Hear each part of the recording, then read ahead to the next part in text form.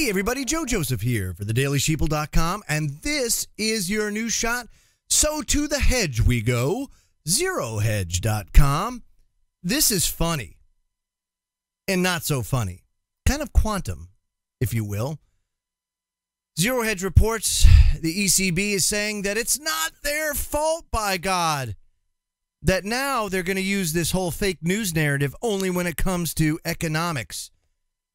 They say fake data is to blame about the coming manias and panics that are about to take place. Ooh. What manias and panics do you say?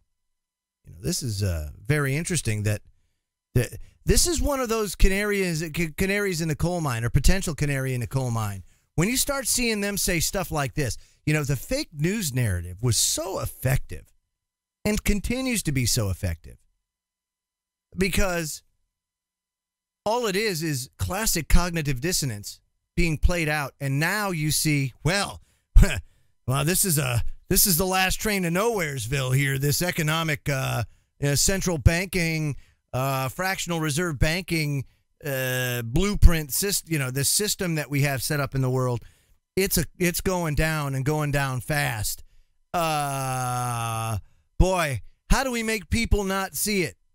Oh, let's just say fake data. Yeah, that's it. And we're going to blame it for everything. Yeah. I mean, that's how crazy this is. They're actually employing the fake news narrative now with economics.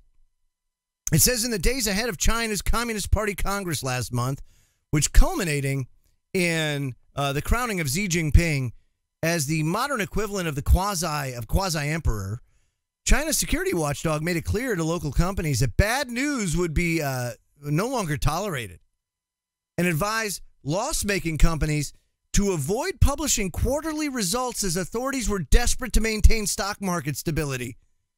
As a result, at least 17 Shenzhen-listed companies announced delays to their earnings reports from October 20th to October 24th, up from 3 during the same period last year. What's the moral of the story here, folks?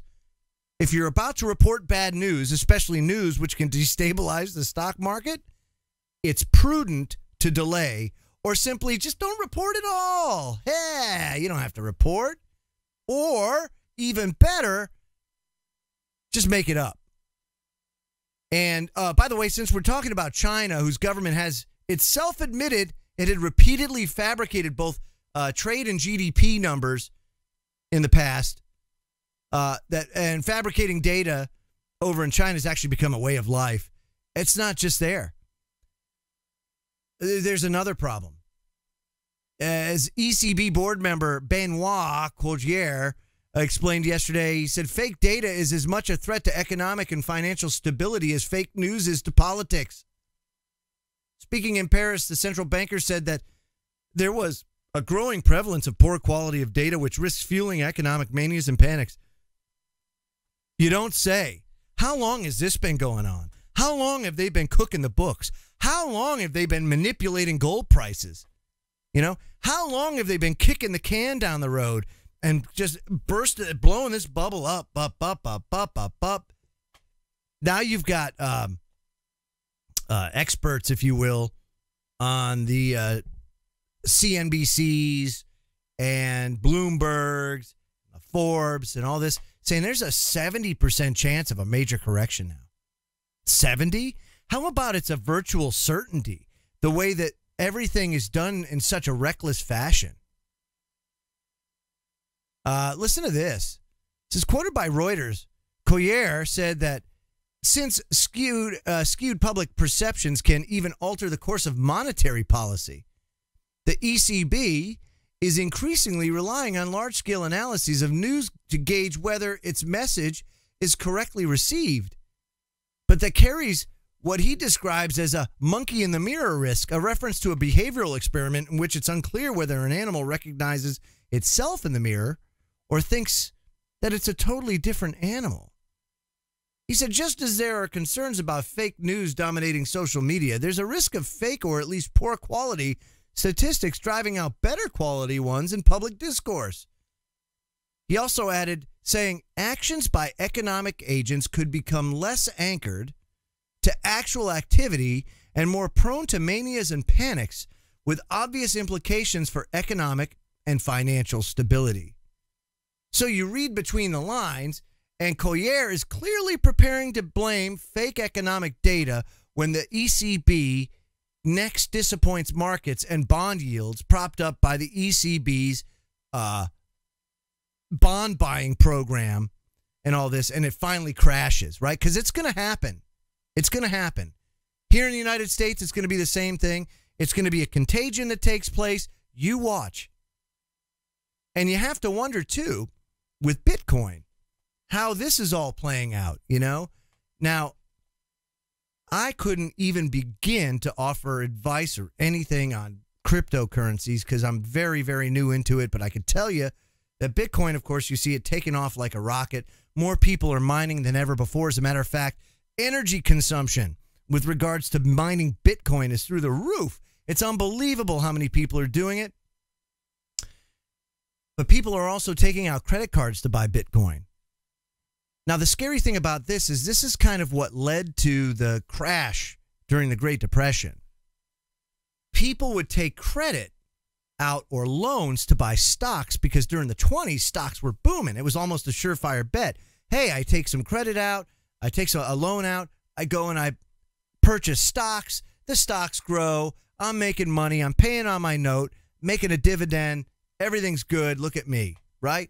And then the credit market freezes up. They have margin calls. People can't pay it. Boom, market crashes, game over. You can see a lot of things happening here. First of all, our fractional reserve banking system is broken. We know that. It's on its last legs. It's going to crash and burn. But now you have Bitcoin in here. And a lot of people have hitched their wagon to Bitcoin to continue to go up, up, up, up, up. Now, I'm not sure if that's the case and if it will, but I'm seeing a lot of eerie similarities between what happened prior to the Great Depression and people using credit to buy these instruments of investment. And Bitcoin's no different. It's just an instrument of investment. It's as fiat as anything else. And all of a sudden, somebody pulls the rug out. Don't know how it would happen. But I can see a lot of people getting ruined if this Bitcoin thing is an actual bubble. I don't know whether it is or not. All I'm saying is, folks, you have to be very cautious and careful because they're setting something up here. With language like this, you cannot deny that what they're trying to do is start a narrative in motion to blame something else. They're already trying to set up the blame game. So, with that said, could we be seeing a major correction occur in 2018? I don't know. All I'm saying is the language is starting to come out by a lot of different sources, including the central banks themselves. So stand by to stand by. I'm Joe Joseph. This was thedailysheeple.com's News Shot. Feel free to comment below and visit our website at thedailysheeple.com. #WakeTheFlock Up. Have a great day, everybody.